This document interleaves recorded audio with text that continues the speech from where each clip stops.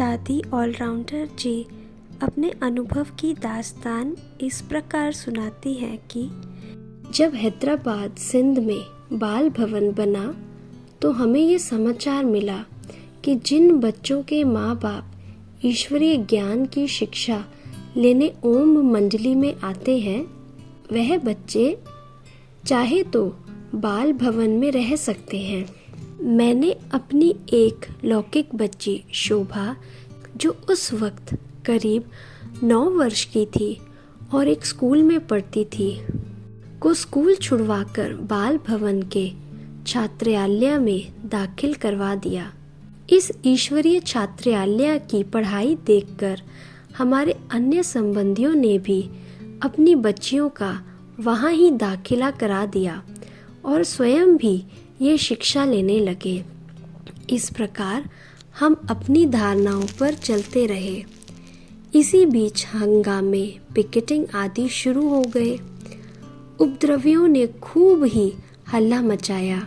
हर एक बच्चे को उनके अपने घर में रवाना कर दिया गया।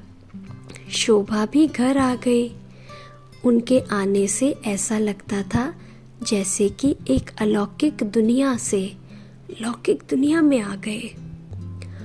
उनको जो शिक्षा मिली थी और जैसा वातावरण मिला था उसमें और अब घर के वातावरण में तथा रहन सहन के तरीके में रात दिन का फर्क था।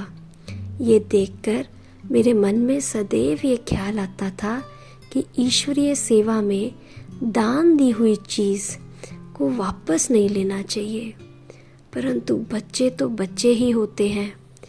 उन्हें जैसा रखो, जिस ओर ढालो उसी तरफ ढल जाते हैं।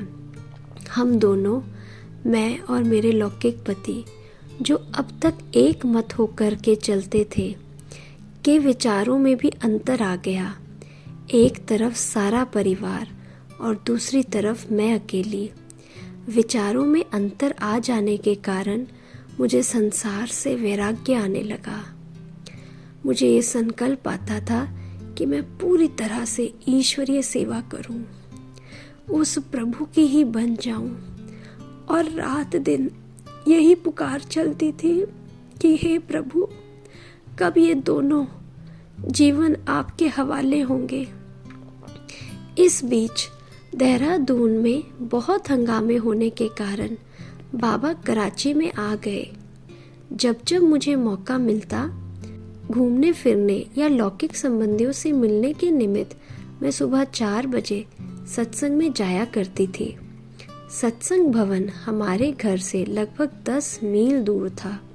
सवेरे एक ट्राम या घोड़ा गाड़ी मिलती थी। ट्राम सवेरे सवेरे मजदूरों को ले जाती थी। हम भी उसमें ही चढ़कर चले जाते थे। उन मजदूरों की दृष्टिवृत्ति तो खराब होती थी, लेकिन हम इसी निश्चय के साथ कि झाके राखो साइयां मार सके ना कोई, बाल ना बांका कर सके चाहे सब जग बैरी होए, निर्भय होकर रोज सत्संग करके 8 बजे घर पहुंच जाती थी। लौकिक पति कभी साथ देते थे और कभी नहीं देते थे। ऐसे चलते चलते वैराग्य और भी बढ़ता गया।